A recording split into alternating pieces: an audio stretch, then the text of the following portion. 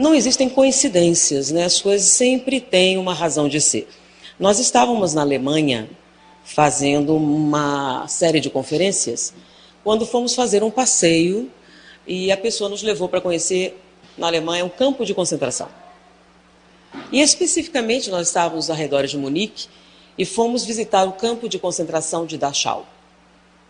É uma cidade pitoresca, muito agradável, muito linda, mas ela entrou para a história, porque havia um campo de concentração nas suas proximidades. Mas não era um grande campo de concentração, nem muito populoso, nem muito rico.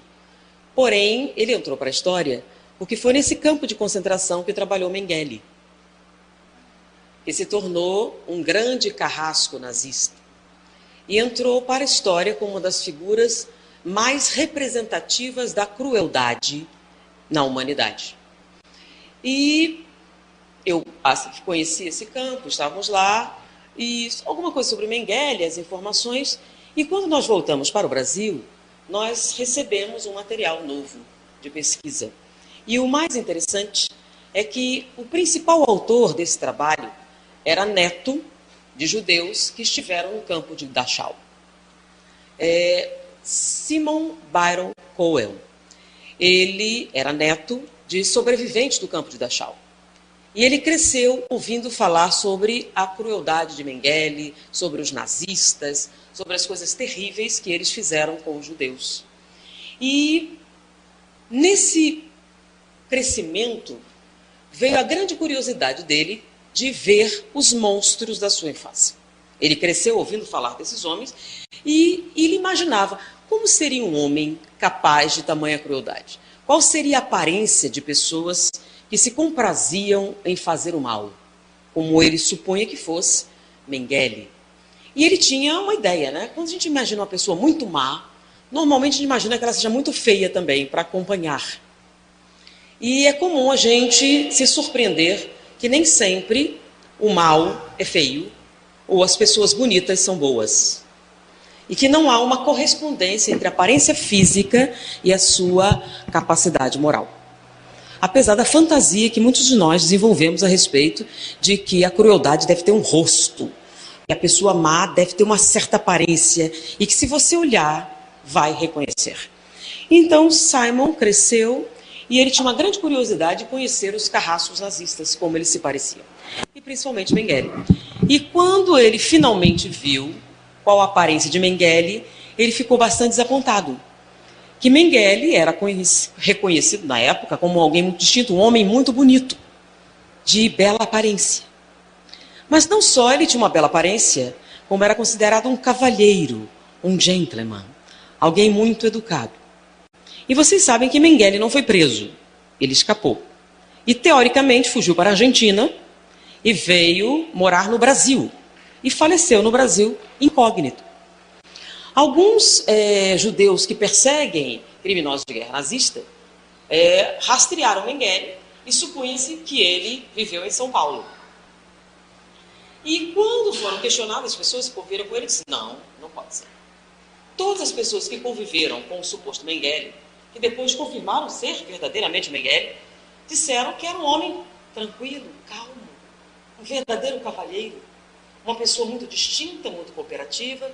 Seus vizinhos o reconheciam como alguém muito agradável. E muitos dele não acreditam de maneira nenhuma que ele possa ser. Ele tinha uma grande curiosidade de conhecer a fita do julgamento de Nuremberg. Ele assistiu. E como ele conhecia a história de maneira mais próxima, por causa dos avós, e os avós criaram uma rede de refugiados, então ele ouviu muitos relatos de pessoas que sobreviveram aos campos de concentração, e ele foi assistir o julgamento de Nuremberg. Não sei se vocês sabem, mas Mengele não trabalhava sozinho. Ele tinha uma equipe. E a gente sabe exatamente o que ele fez, porque ele tinha o cuidado de anotar minuciosamente cada experimento que ele realizou. Mas não era ele que fazia as anotações. Ele tinha 2 enfermeiras especializadas que anotavam cada procedimento que ele realizava. Então, quando ele estripava alguém lentamente até a pessoa morrer, a pessoa descrevia quanto tempo levou, a intensidade dos gritos, etc. Então está tudo minuciosamente escrito. Por isso ele entrou para a história. Uma coisa é você ouvir boatos a respeito da crueldade, outra coisa é você ver a crueldade descrita minuciosamente, como ele fez, em relatórios muito precisos. Mas ele não escrevia nada. As enfermeiras anotavam. Ao final, ele olhava o relatório e assinava. Então ele não estava sozinho. Participando de cada experimento, haviam 2 enfermeiras, fora os outros auxiliares. Mengele não foi preso, mas as enfermeiras foram. E elas foram a julgamento.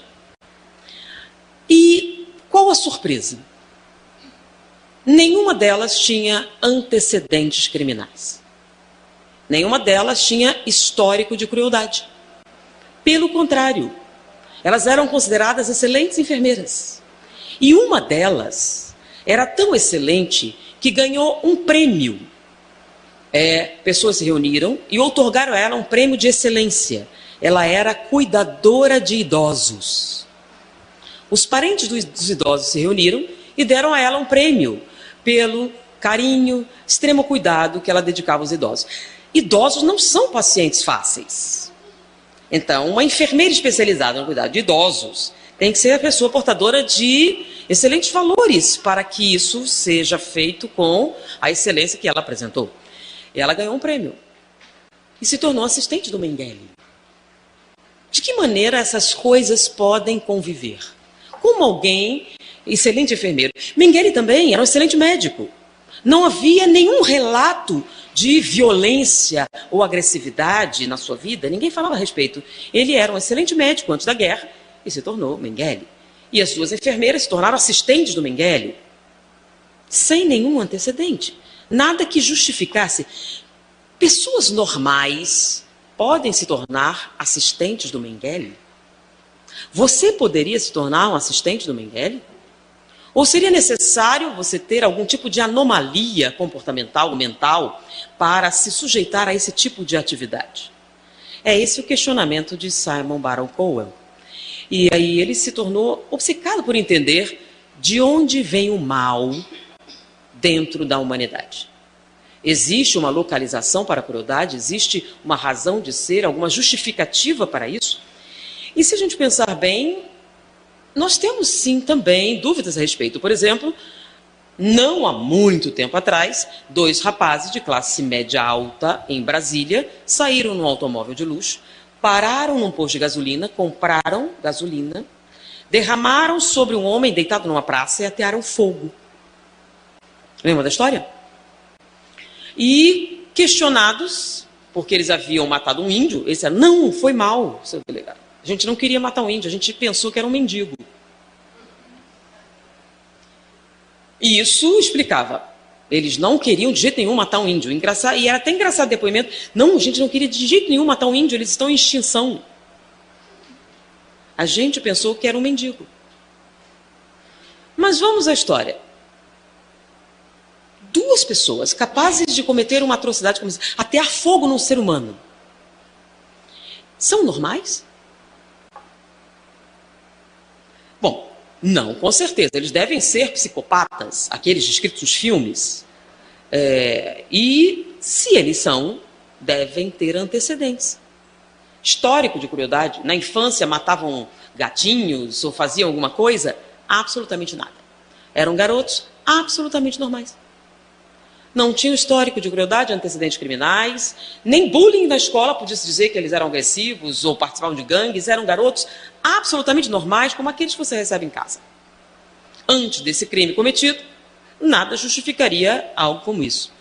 Mas, não há muito tempo atrás, no Rio de Janeiro, vocês já devem ter ouvido falar, 5 rapazes num Gol 0 km saíram de um condomínio de luxo na Barra da Tijuca, pararam num ponto de ônibus e agrediram brutalmente uma empregada doméstica. Uma testemunha os viu, eles foram perseguidos, foram pegos, e 2 eram menores, e um dos menores, em depoimento ao delegado, disse, foi mal, seu delegado. A gente não queria bater na empregada doméstica, a gente pensou que era uma prostituta. E isso explica tudo. Mas a coisa ganhou as manchetes, porque, como ele era menor, o pai foi chamado a prestar depoimento. E diante do delegado, o pai disse o seguinte, foi um engano, seu delegado, eles pensaram que era uma prostituta. Isso explica tudo. Quer dizer, se fosse uma prostituta, não tinha nenhum problema? Era desculpa. Não, nós nos enganamos. A gente achou que era uma prostituta. E aí as pessoas, não, de jeito nenhum, né? Será? Quando a gente pensa nesse ponto de vista, e a gente fala da empregada doméstica, a gente já se posiciona. E quando fala prostituta, não, de jeito nenhum, isso não justifica. Mas se uma prostituta fosse prestar queixa, você perguntaria, que roupa você estava usando? Onde você estava? O que você estava fazendo? Isso faz alguma diferença? A roupa que você usa justifica a agressão? Ou, pelo fato de você ser prostituta, você merece a agressão? Nós só vamos nos indignar se for uma empregada doméstica. Porque para a empregada doméstica, você não pergunta que roupa você estava usando. Todo mundo sabia que ela estava saindo do trabalho, participou de uma festa com os patrões, e por acaso estava à tarde da noite no ponto de ônibus para voltar para casa. E isso você não ia perguntar. Mas, se fosse uma prostituta, que roupa você estava usando? Você pensaria, certo? Simon Baron-Cohen se pergunta, então, essas pessoas são pessoas normais? Elas têm anomalias? Ou qualquer um de nós pode se tornar assistente do Mengele? E Simon se tornou, então, cientista, neurocientista, filiado à Universidade de Cambridge, e se dedicou a pesquisar a origem do mal.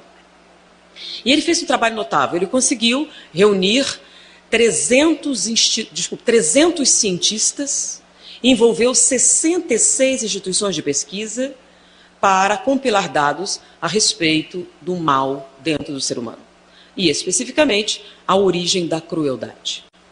E, a partir dessa reunião de estudiosos, ele finalmente estabeleceu uma teoria que está muito próxima de se transformar numa explicação perfeitamente lógica.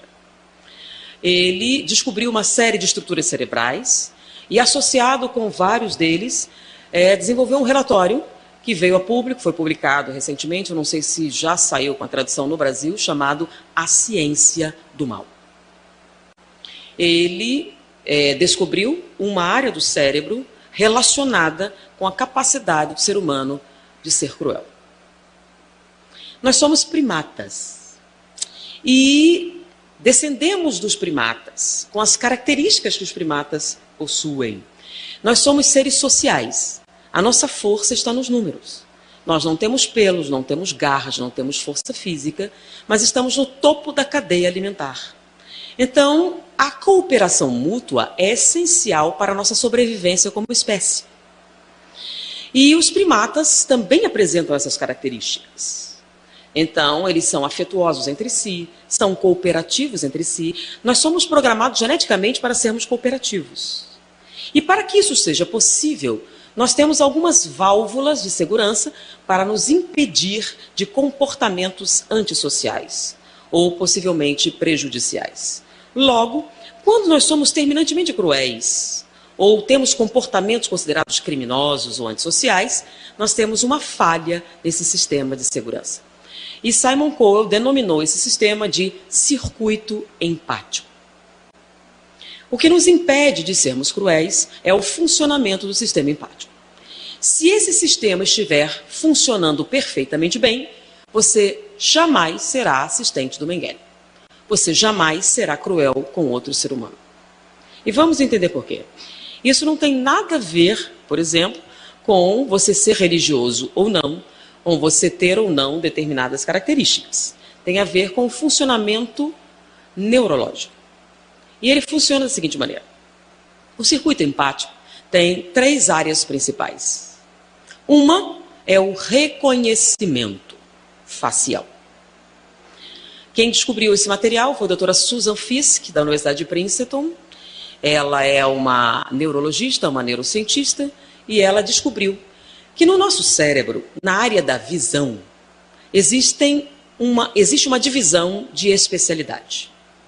Quando nós olhamos qualquer coisa, nós usamos a visão normalmente. Mas no momento em que identificamos a coisa que estamos vendo como um ser humano, nós mudamos a área de atuação. Existe uma área visual específica para seres humanos. Então, toda vez que você reconhece um ser humano, você usa esta área neurológica, que não é a mesma que você usa para ver televisão, que você usa para observar as coisas, para observar a paisagem e ver tudo mais que existe. Então, a visão se divide em seres humanos e o resto. Todo o resto usa o que nós chamamos a área das coisas e a área dos seres humanos. E o circuito empático começa nessa área, a área do reconhecimento facial. Então, no momento em que nós reconhecemos um ser humano, nós mudamos para essa área especializada. E essa área especializada começa a se desenvolver em torno de 6 meses de idade. E os pais podem perceber perfeitamente quando ela começa a entrar em funcionamento. O bebê, quando nasce, tá? Ele não reconhece o seu entorno. Por isso, o dono é aquele que tem a mamadeira. Quem tiver a mamadeira pode levar, porque ele não nota a menor diferença.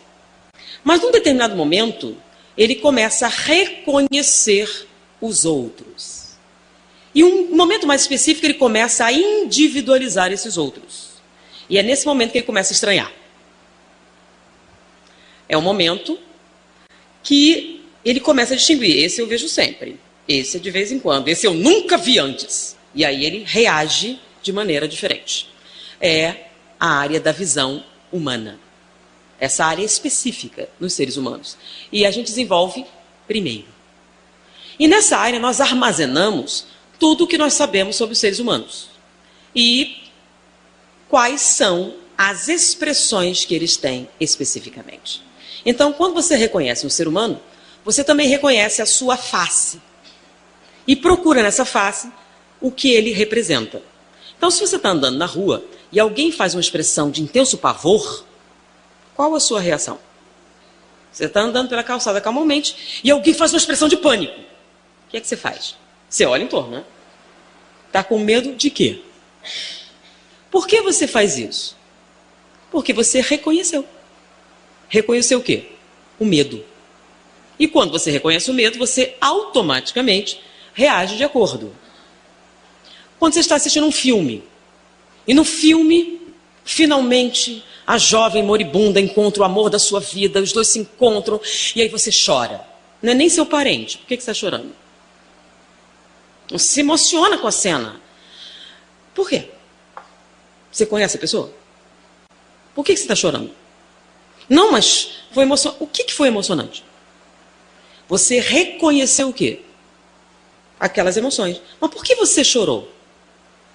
Ou outra coisa também, que acontece muito, né? Num determinado filme de ação, quando o mocinho do filme toma uma joelhada nos testículos. E você encolhe. Não foi você. Por que você se encolheu? Você sente a dor, você ainda geme. Ai! Peraí. Não foi em você. Foi um filme. Por que você reagiu assim? Não, até dor. Tem gente que fecha os olhos. Não, ai meu Deus, que dor. Tem gente que sente dor. Se não foi em você, por que você sente dor? Por causa da segunda parte do sistema empático, que é a área de espelhamento. Então, a primeira parte é o reconhecimento facial. Você reconhece as emoções das pessoas. E a área de espelhamento, você procura qual a resposta apropriada a essa emoção. Então, se você tem um ator que representa muito bem determinada emoção, você faz o quê?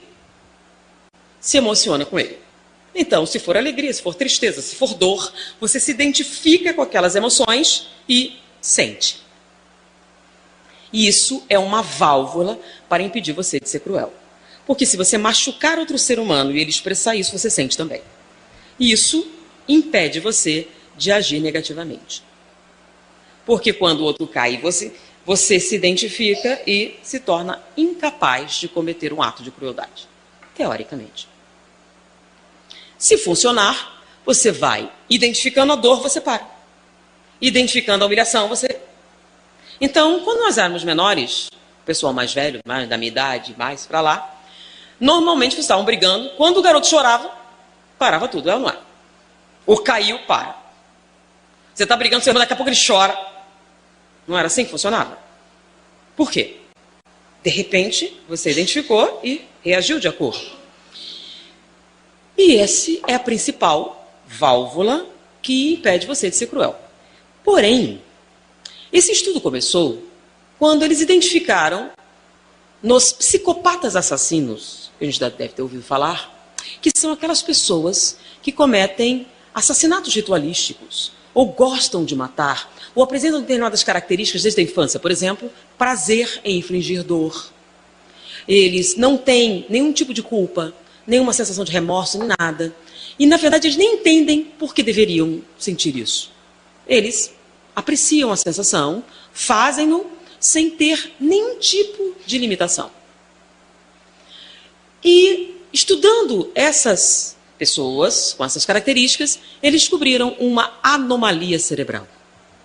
Eles tinham uma falha no desenvolvimento da área medial da órbita do pré-frontal, atrás do globo ocular. Havia uma falha de desenvolvimento. E eles viram que vários assassinos seriais tinham esta falha no desenvolvimento. E com isso eles estabeleceram um perfil. Pessoas que têm falha nesta área são incapazes de reconhecer as emoções de outras pessoas e, em vista disso, não podem espelhar. Como elas não podem espelhar, elas não entendem o que você sente e, por isso, não têm nem aversão, nem remorso, nem culpa, nem nada. Porque para você poder sentir isso, você precisa entender o que a outra pessoa está sentindo, para poder, então, responder apropriadamente. Os psicopatas assassinos característicos não têm essa capacidade, o que lhes permite cometer as mais diversas atrocidades sem sentirem absolutamente nada. O que para as pessoas, quando a notícia saiu, foi um grande alívio. Ah, então eles são doentes ou não?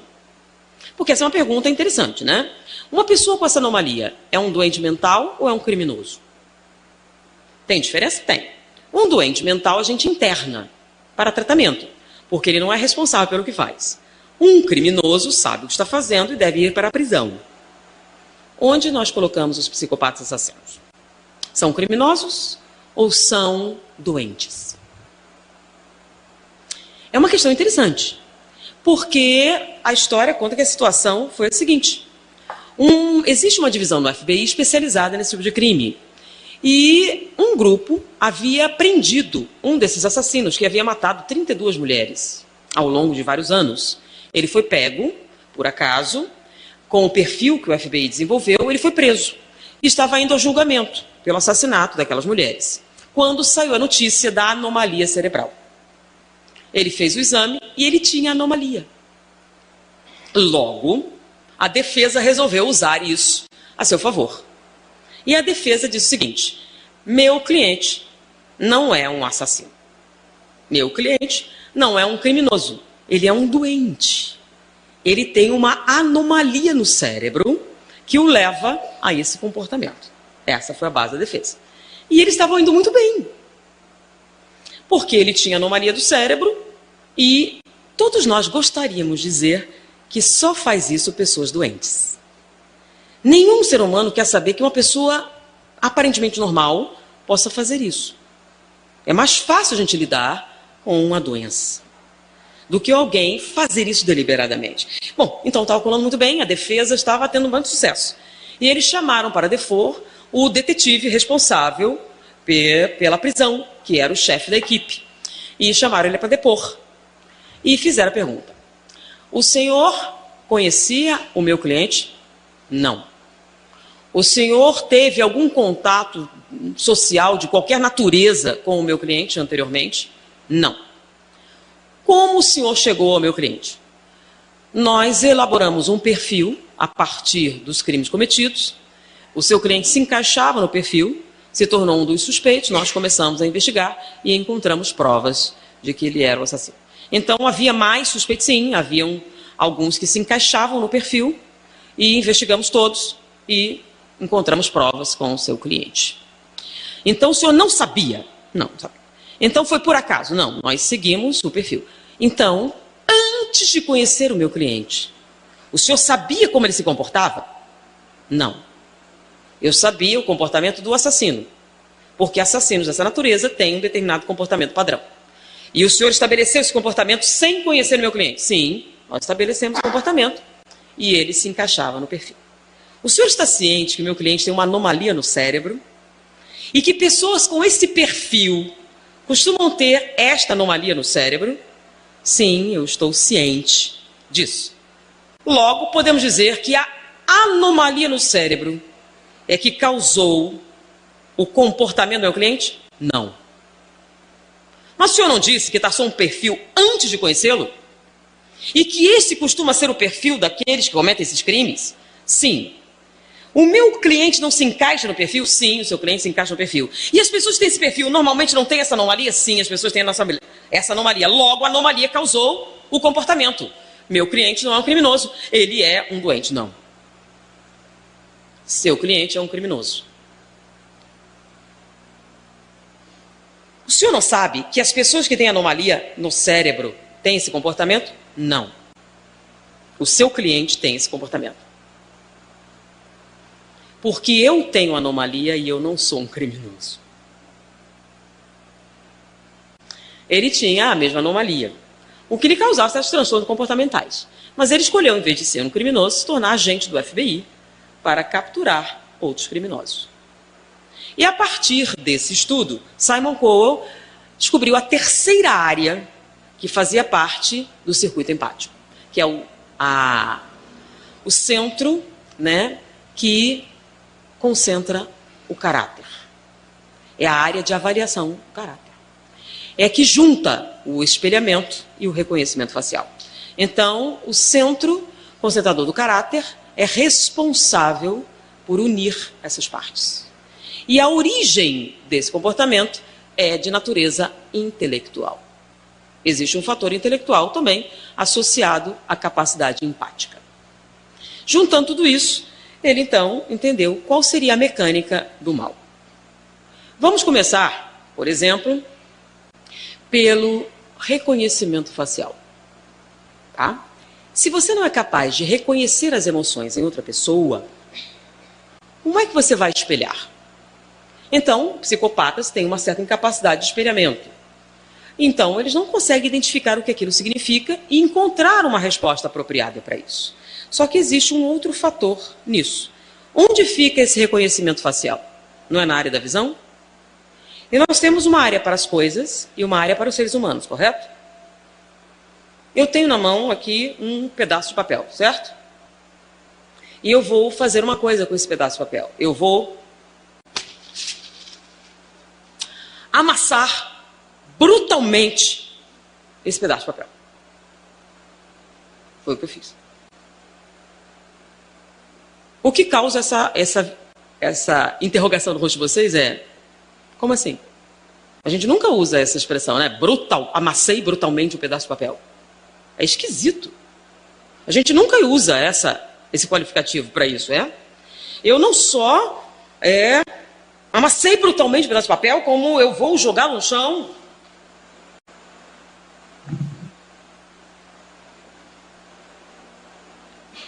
E o que vocês sentiram? Nada. Isso é normal. Por que não? É um pedaço de papel. Você amassou e pisou em cima, e daí? Não é nem minha certidão de casamento, nem nada. É um pedaço de papel qualquer. E você não sente absolutamente nada, né? Por quê? Porque isso não é nada. Isso é uma coisa. Mas se fosse um bebezinho? Não, aí não seria uma coisa. Seria um ser humano. E automaticamente você usa a área dos seres humanos. E as áreas dos seres humanos significa emoção. Intensa. Não é assim? Tem certeza? Fizeram um experimento sociológico interessante. Pegaram uma criança e colocaram no viaduto do chá em São Paulo. 5 minutos parou um carro. O que você está fazendo aí? Fizeram experimento em diversos países, em várias cidades importantes. Não mais 5 minutos levava a pessoa para parar e perguntar para a criança: o que você está fazendo aí? Pegaram essa mesma criança, trocaram suas roupas, sujaram bem e deixaram no mesmo lugar. 8 horas depois, ninguém parou. A pergunta é: sujeira deixa alguém invisível? era a mesma criança, com as mesmas características faciais. Por que você viu num momento e no outro não viu mais? O que foi que aconteceu? O que tornou essa criança invisível? O que torna algumas pessoas invisíveis? O problema é que quando essas pessoas se tornam invisíveis, elas se tornam exatamente como um pedaço de papel. Se você cometer uma crueldade contra um ser humano, todos os seres humanos reagem. Mas se for um invisível, você nem viu. Você não reage. Como funciona isso? Por incrível que pareça, essa tese, ela é antiga. Quem desenvolveu foi Viktor Frankl, que também esteve num campo de concentração. Ele perdeu toda a sua família em Auschwitz. Ele sobreviveu aos campos, migrou para os Estados Unidos e se tornou professor em Yale. Ele é considerado o pai da quinta força da psicoterapia da Escola de Viena. Porque lá em Yale, ele se deparou com uma situação inusitada para ele. Ele esteve em Auschwitz e agora estava em Yale. E Yale é uma das universidades de maior prestígio nos Estados Unidos, os seus presidentes, as pessoas mais importantes, onde está a elite intelectual e econômica dos Estados Unidos. E o índice de suicídios era enorme. E em Auschwitz, onde você não era nada, não tinha nada, nem direito, nem nome, nem coisa alguma, como você era tratado com menos do que lixo, as pessoas lutavam para sobreviver. E não se matavam. As pessoas eram assassinadas sistematicamente, mas o suicídio era incomum. E algumas pessoas que já deveriam estar mortas e sobreviveram, ele perguntava, por quê? Eu preciso contar. Eu preciso... Então, contra todas as expectativas, eles sobreviveram a horrores inimagináveis. E aqueles jovens, belos, fortes, ricos, se suicidavam. Não fazia sentido para ele. E resolveu, então, estudar essas características, tentar entender por que isso acontecia. E ele chegou à conclusão que a causa dessa situação era a falta de um sentido para a vida. Ele criou uma terapia, terapia do sentido, chamada logoterapia. Ele chegou à conclusão que se você tiver um motivo válido, um sentido profundo na sua vida, que é particular, para uns é religião, para outros é família, para outros é qualquer coisa, não importa o que façam com você, o que tirem de você, você luta para viver. Mas se você tiver tudo, todos os prazeres, e não tiver um motivo válido para viver, o vazio existencial se instala e você se suicida. Por isso, o índice de suicídio é tão alto em pessoas de grande bem-estar. Quanto maior a sua classe social, maior o índice de suicídios. 80% deles acontecem nas classes mais abastadas. E ele chegou à conclusão que não importa quanto prazer você sente. Se você não tiver um motivo válido para viver, você prefere a morte. E ele disse que um sintoma dessa perda de sentido é o que ele chamou de coisificação. Então, à medida que você vai perdendo o sentido, você começa a coisificar. Isso é um termo que ele inventou. E ele descrevia da seguinte maneira. Por exemplo, você aumenta a quantidade dos relacionamentos sexuais em detrimento da qualidade. Só que para você fazer isso, você precisa coisificar. Por quê? Você já deve ter ouvido a expressão mulher-objeto. Ou relacionamento descartável. Para você poder ter um relacionamento descartável, para você transformar uma pessoa em objeto, você precisa coisificar primeiro. Senão, você não consegue. Se você identificar o outro como um ser humano, automaticamente você começa o quê? A espelhar. Podia ser minha mãe, ou minha irmã, ou um parente. E quando a pessoa sofre, você também sofre. Então, para você ser capaz de usar alguém, primeiro, você precisa coisificá-lo. Transformá-lo em um objeto. Por que objeto? Lembrem? Você descarta e não sente absolutamente nada. Só que isso era um conceito de psicologia.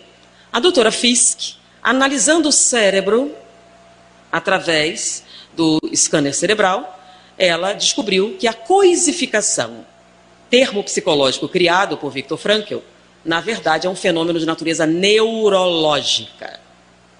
Você realmente faz alguma coisa. Quando você coisifica alguém, você automaticamente, quando olha, não usa mais a área dos seres humanos. Você passa a usar a área das coisas. Por isso, quando você pisa numa coisa, o que acontece? Nada. Quando você descarta uma coisa, o que é que você sente? Nada. Então, se uma prostituta é agredida e ela não é gente, o que é que você sente? Nada. Se morre um mendigo, que não é gente, o que é que você sente? Nada. Se é uma criança que não está no rol dos seres humanos, o que é que você sente? Nada. Você só vai sentir qualquer coisa se for um ser humano. Porque coisas, como nós mostramos aqui, não te dizem absolutamente nada. Então o segredo está em coisificar. E como é que funciona isso? Simples. Lembram do fator integrador do caráter? Que é a terceira área do circuito empático? É lá que você coisifica. Como assim? Você reconhece o ser humano e espelha, não é isso? Mas para poder espelhar, você primeiro tem que ter o quê? Um ser humano. Se for uma coisa, não tem espelho. Você não se identifica com um pedaço de papel, se identifica? Não, você não sente nada. Então, quem é que diz se é ou não um ser humano? E se requer ou não espelhamento? O fator integrador do caráter. Como que? Quando você escuta, prostituta não é gente. Prostituta não é gente. Prostituta não é gente. E você se convence que prostituta não é gente, o que acontece quando você vê uma prostituta? Coisifica. Mendigos não são gente. Mendigos não são gente. O que é que você automaticamente faz? Coisifica. Não, você não se identifica com o mendigo. Por quê? É uma coisa. Mas você pode fazer isso também com povos. Se você entrar na internet, no YouTube, e você vai encontrar lá algumas escolas fundamentais islâmicas, onde as criancinhas começam a cantar: judeu não é gente, judeu não é gente, judeu deve morrer. São descendentes de porcos. E criancinhas cantando isso. Se você cresce ouvindo que judeu não é gente, o que acontece quando você cresce? Você é perfeitamente capaz de colocar uma bomba no ônibus escolar cheio de criancinhas judias. Por quê? Judeu não é gente. Então você é perfeitamente capaz de amar o seu bebê, ser terno com o seu bebê, beijar a sua esposa, ser um pai de família amoroso e matar criancinhas judias. Por quê? Não são gente. Como vocês, quando eu perguntei, né? Se uma prostituta for dar queixa no delegado que foi agredida, qual a primeira pergunta? Onde você estava? Vestindo o quê? Qual o nome disso?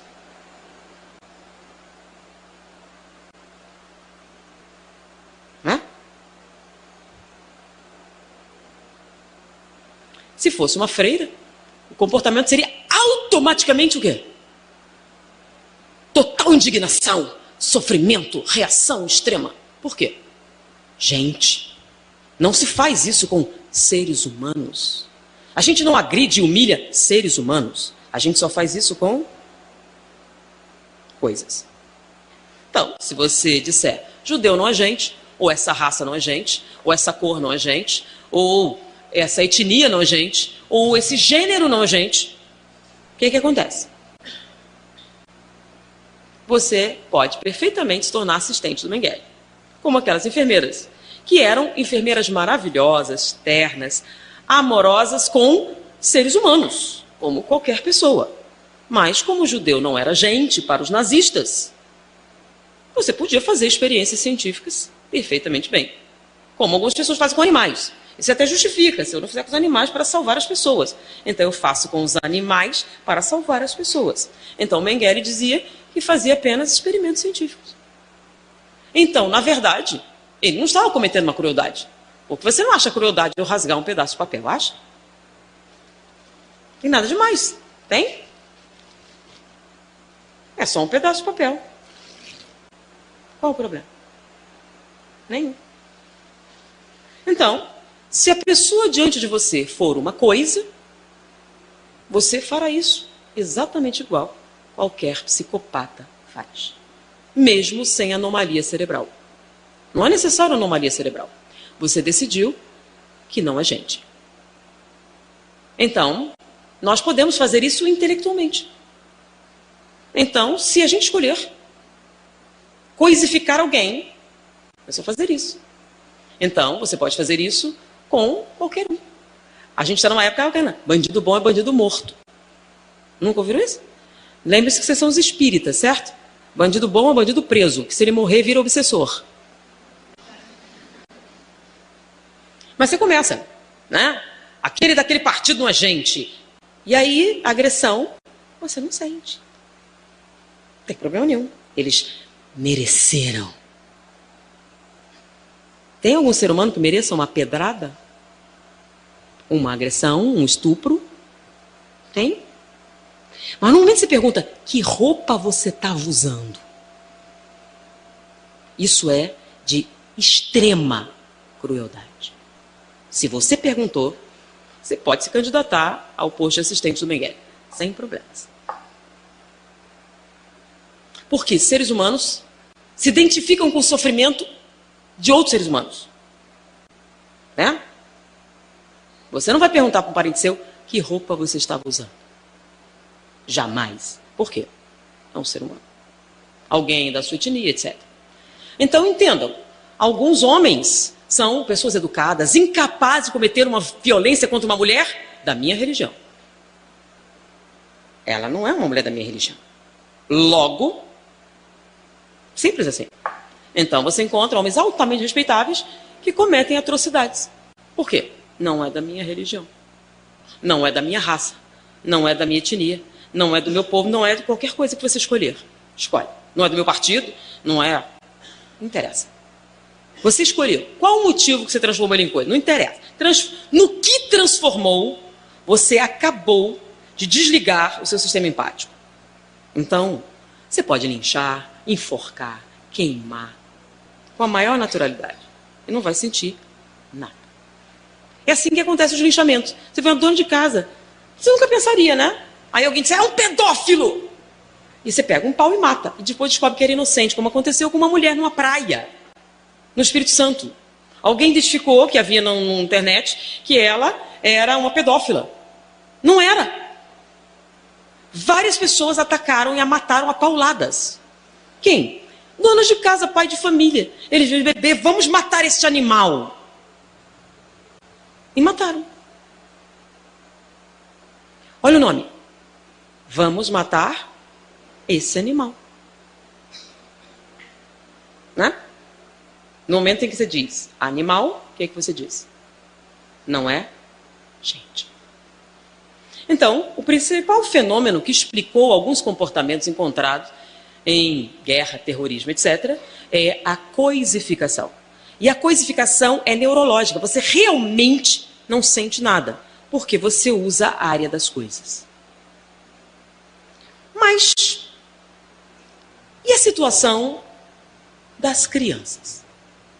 Como assim? Eu falei do passado, né? As pessoas que têm mais de 50 anos. Vamos voltar no tempo da escola, bem lá atrás, né? Tinha bullying naquela época? Muito pouco. Era um que era estranho, né?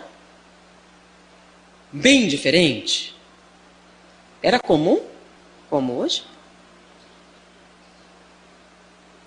Bom, eu nunca vi na minha escola.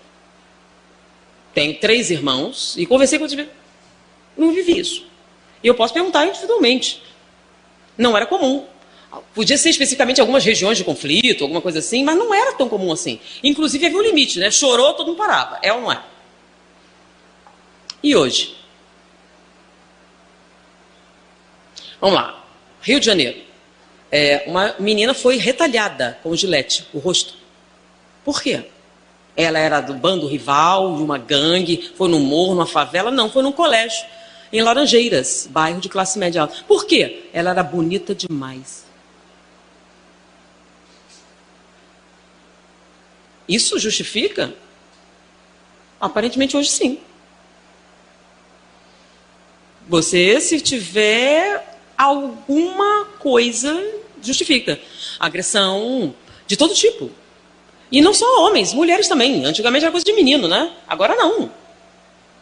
Meninas quebrando costelas, braços, facas, etc. Não estou falando de crianças pobres. Estou falando de algumas crianças educadas se juntarem para baterem alguém até quebrar suas costelas, quebrar seus dedos. Eu não me lembro da gente quebrando ossos quando era criança. De ninguém. Vocês lembram? E vocês se juntarem para matar um coleguinha? Mas hoje faz. Com a maior naturalidade. Por quê? É o rock and roll. Não, são as drogas. Mas com 8 anos? Não, elas não estavam drogadas. Se você entrar na internet, você vai encontrar em qualquer lugar. Nos Estados Unidos, na Europa, em toda parte. Não é a pobreza nem a miséria. É bullying. É uma epidemia de bullying. Todo tipo de bullying. O suicídio por causa do bullying, a perseguição sistemática. A partir de 8 anos de idade já é perigoso.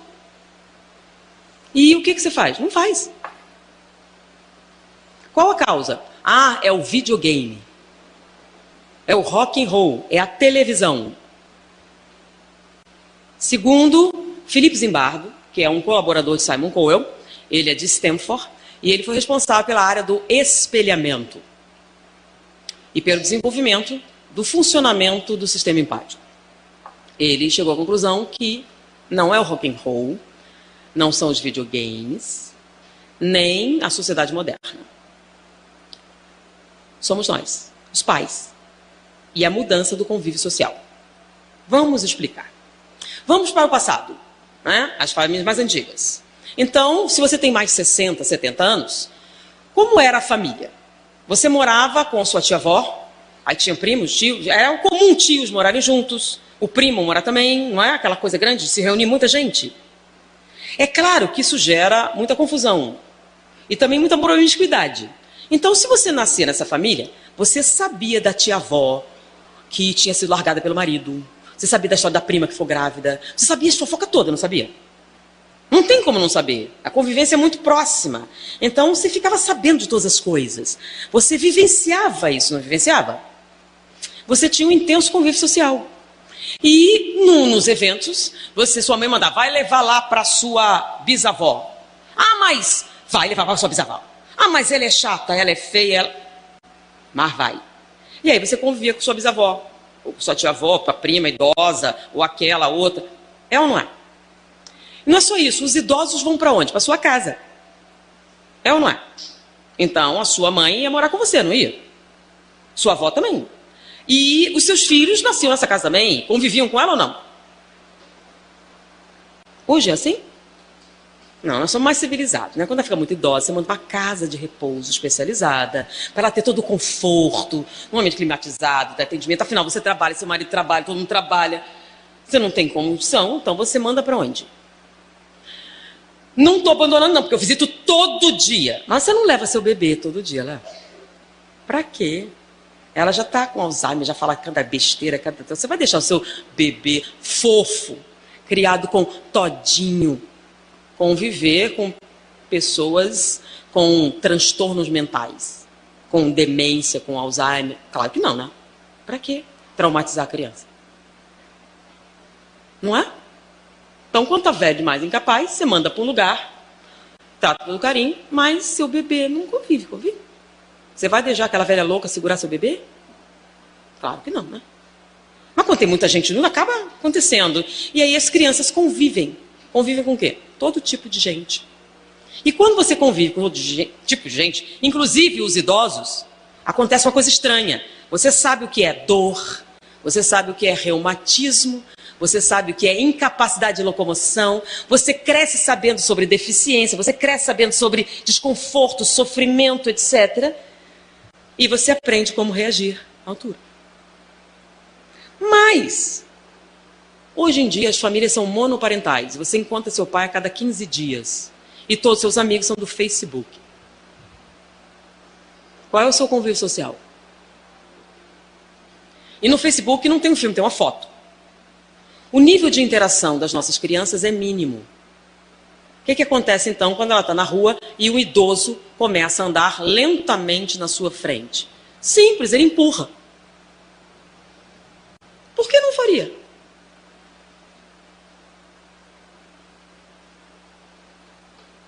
Por que não faria? Coisa.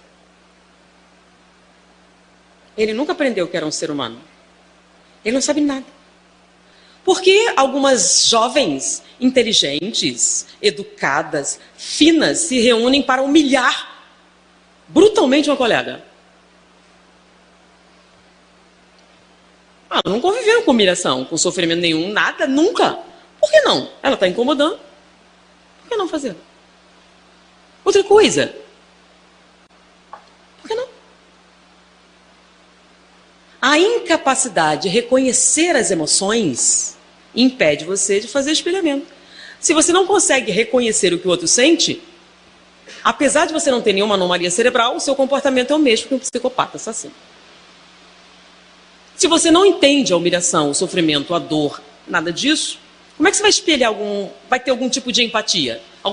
Não vai. Menos ainda simpatia. Não faz parte do seu universo, você nem compreende o que ela sente. Não faz parte de você. Então, quem desenvolveu esse lado da pesquisa foi Philip Zimbardo. E ele desenvolveu até um nome, chama-se analfabetismo emocional. Nós nos preocupamos de alfabetizar nossas crianças, que elas saibam ler, escrever, usar o computador, esporte, etc., mas nos esquecemos de alfabetizá-las emocionalmente. E quando nós não somos capazes de alfabetizá-la emocionalmente, quando você incomodar, ele te interna no asilo e esquece. Ele se torna um auto-executivo e demite tranquilamente. Por que não faria? Criança doente? Por que eu vou pensar sobre isso? Ele nunca viu uma. Criança com câncer. Queimada. Ela é estranha, ela tem uma queimadura. O que você faz? Persegue. Por que não faria? Não faz parte do universo dela a humilhação. Não faz parte do universo dela o sofrimento. Ela não sabe o que significa. Então, Philip Zimbardo chegou à seguinte conclusão. Para que seu sistema empático funcione, você precisa reconhecer, no mínimo, 412 emoções diferentes. Só que tem um problema. Como assim? Não basta só reconhecer as 412. Ele fez um pequeno experimento. Ele pegou uma menina loura, de olhos azuis, classe alta, de Los Angeles, e ele desenvolveu um programa de computador, onde você tem a face da pessoa e as expressões do bonequinho. E esse bonequinho faz várias expressões. Medo, dor, essas expressões todas. Tá? E a criança foi exposta e ela tinha que reconhecer as expressões. E ela foi muito bem, ela reconheceu. Aí ele pegou um bonequinho pai, um bonequinho mãe, um bonequinho criança. E colocou em interações sociais para ela dizer o que estava acontecendo. E ela foi muito bem, ela foi um sucesso. Ela, entendeu? Ele está nervoso, ele está isso, ele está estressado, tudo ela entendeu. Olha que interessante. Mas aí, ele pegou os mesmos bonequinhos e trocou a cor. E perguntou para ela, o que eles estão sentindo? Não sei, são empregados. Agora nós juntamos a incapacidade de reconhecimento com a coisificação, que é muito comum, né? A criança, quando ela é pequena, ela vai distinguir quem é parente e quem é empregado? Claro que não. Ela vai demonstrar um afeto natural por todos os seres humanos. Até que a mãe explica, não fale com ele, é um empregado. Ou, não fale com ele, é um mendigo. E aí você ensina a criança que empregado não é gente.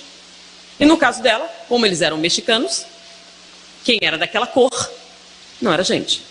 E o que ela fazia quando ela viu o mexicano? Coisificar.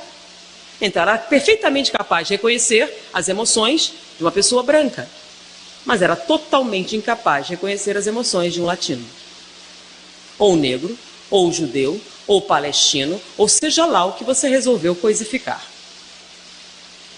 Então, Philip Zimbardo chegou à conclusão que para que o seu sistema empático seja funcional, você precisa reconhecer pelo menos 412 emoções diferentes nos 2 sexos em pelo menos 3 raças diferentes da sua.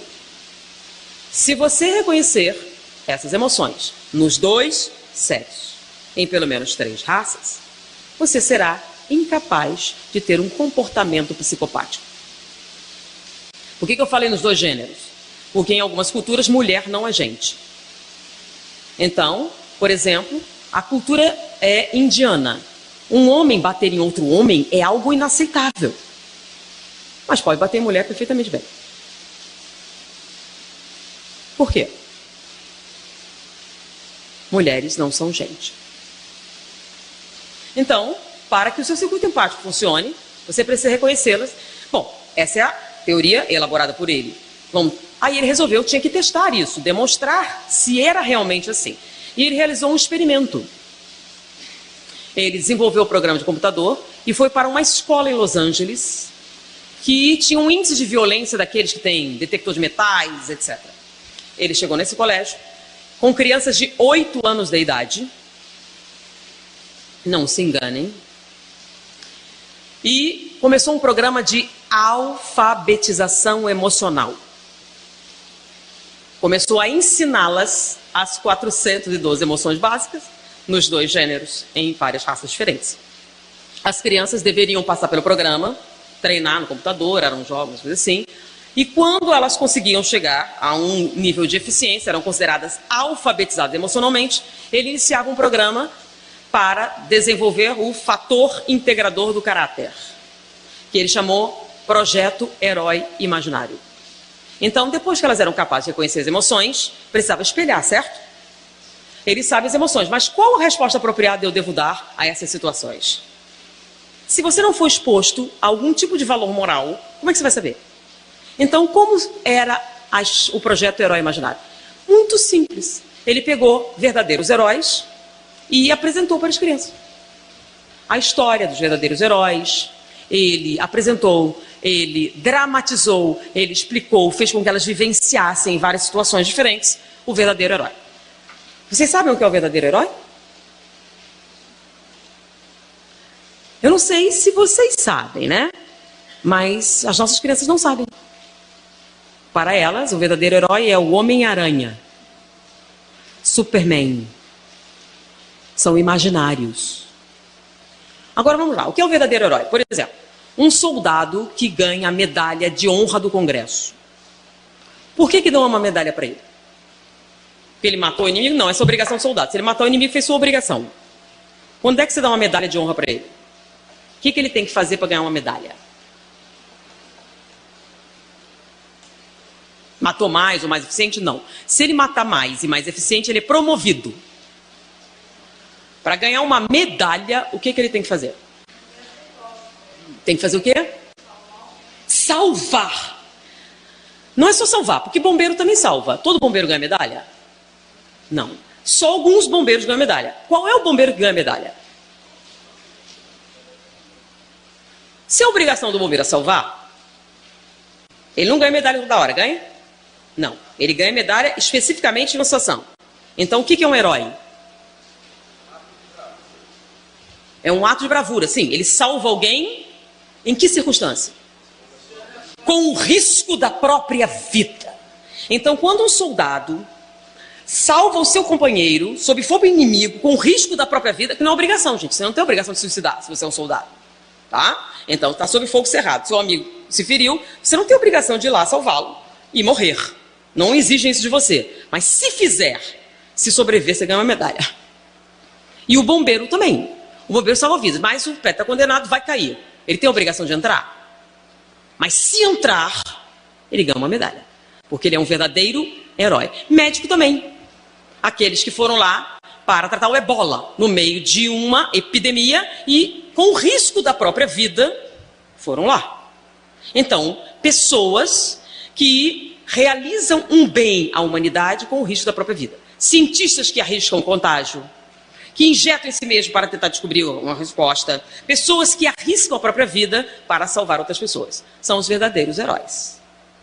A gente não tem muita dúvida sobre isso. Tá? E aí ele pegava esses heróis, apresentava para as crianças, porque olha só, como as crianças não sabem disso, elas acham que quem arrisca a própria vida é um otário. Por que o Homem-Aranha é um herói? Porque ele tem superpoderes. Né? Então, como o Super-Homem vai, ele é invulnerável a balas. Então, você pode salvar. Então, só salva quem? Pessoas imaginárias. Pessoas normais não fazem isso. Fazem. Não no seu universo. Afinal, vocês sabem quem é Mary Bettine McLeod? Albert Schweitzer? Damião de Vester? James Farmer Jr.? E aí? Quem são os verdadeiros heróis? Você conhece algum? Se você não conhece nenhum, quanto se apresentou para os seus filhos? Homem-Aranha, Batman, Superman, e tem até esse ruim que é o Deadpool, né? Que é o cara até mau caráter. Nem isso salva mais. Então, as crianças não sabem. Então, Philip Zimbardo apresentou para ela os heróis. E quem é Mary Bettine McLeod? Bom, ela era neta de escravos numa plantação de algodão no sul da Virgínia, nos Estados Unidos, que até hoje é altamente racista. Então, a sua avó era viva e foi escrava. A sua mãe, que não era escrava, não sentiu muita diferença. Ela trabalhava na plantação de algodão, quando veio a libertação, ela continuou trabalhando na plantação de algodão. E se você perguntasse para ela, ela diria que piorou. Porque antes eles ganhavam uma série de coisas, os patrões agora tinham que pagar. Então não houve uma melhora significativa. E como agora tinham que pagar, ela além de trabalhar na plantação de algodão, ela também lavava roupa para fora. E a vida dela era fazer isso. E um dia Mary, que tinha 12 anos de idade, foi ajudar sua mãe a levar um fardo de roupa na casa da fazenda, onde viviam os brancos. E ela foi ajudar. Enquanto a mãe estava negociando lá, ela ficou andando pela casa. E nisso ela entrou no local. E ela viu alguns objetos que ela não reconheceu, em grande quantidade. E eles eram coloridos e brilhantes e chamaram a atenção. E ela foi levando a mão. Nisso, a filha da casa entrou. Tire a mão daí, sua negra. Isso não é para você. Isso são livros e você nem sabe ler. Pode sair. E ela saiu rapidamente. Mas ficou na mente dela. E quando ela estava com a mãe voltando para casa, ela perguntou. Imagina o que ela perguntou. Mãe, o que são livros? O resto era muito natural, mas o que são livros? Vocês imaginaram que existem pessoas que não sabiam o que eram livros? Pois é, ela nunca viu um livro, ela não sabia o que era um livro. E o mais interessante é que a sua mãe também não, porque ela respondeu, é uma coisa lá dos brancos. Mas o que são? São uns negócios que contam histórias. E a gente pode ouvir? Não, é só para brancos. E ela não conseguia esquecer, porque ela amava histórias. E o negócio contava histórias. E aquilo foi na mente. Um ano depois, ela estava com seu pai na vila, e andando enquanto ele fazia o seu serviço, ela encontrou uma lata de lixo e dentro tinha um livro. Ela pegou e escondeu. Porque se era coisa de branco, podiam tomar. Ela escondeu. Voltou para casa, foi para o mato, com uma vela, e pegou o livro. E sacudiu. Fala alguma coisa. E ele não disse uma palavra. Ela tentou várias coisas. E ele não falou com ela. Ele só fala com brancos mesmo. Mas uma senhora que veio do leste, alguém importante, alguém que estava na região, e ela resolveu perguntar, né, se alguém soubesse alguma coisa. E ela perguntou, a senhora sabe o que são livros? Sei. E é verdade que eles só falam com brancos? Não. Eles falariam comigo? Falariam. Eu tenho um, mas ele não quis falar. Aí a senhora perguntou, você sabe a língua deles? Não. Quer que eu te ensine? E Mary aprendeu a ler aos 14 anos. E ela finalmente pôde falar com o seu livro. E era o Novo Testamento. E ela achou que eram histórias importantes demais e que todos os negros tinham direito de conhecer. E Mary Bethune, neta de escravos na Virgínia, resolveu se dedicar a ensinar outros negros a ler. E ela começou a fazer isso. No meio do mato, fez uma escola mais ou menos e começou a ensinar. E ela dizia assim: quando você aprender, eu vou pedir uma coisa. Quando você ganhar dinheiro, dê $1 para que eu possa ensinar outras crianças negras a ler. Então, ela não pedia nada. Dizia, quando você ganhar o seu primeiro dinheiro, dá $1 para que outras crianças negras aprendam a ler. E aconteceu. Cada aluno foi embora e voltava e dava o primeiro $1. E com esses dólares que começaram a vir, ela fez uma escolinha. E cada um que aprendia na escolinha dava $1. Ela fez outras escolas. E foi aumentando, aumentando. Ela fez uma fundação, a Fundação Mary Bethune McLeod. E as escolas se multiplicaram. E cada um que estudava na escola Mary Bethune McLeod doava $1 do seu primeiro salário para a Fundação Mary Bethune McLeod. E ela cresceu. Só que a política também cresceu, e os Estados Unidos mudou, e a lei mudou, e todos os negros já tinham o direito de aprender a ler, e não havia mais campo para a Fundação Mary Bethune McLeod. Eles resolveram migrar para a África.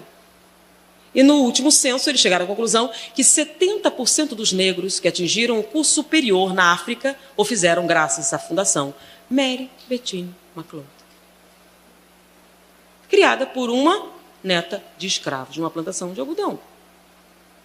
Mas se você contasse para a criança, claro que ninguém faria isso, faria?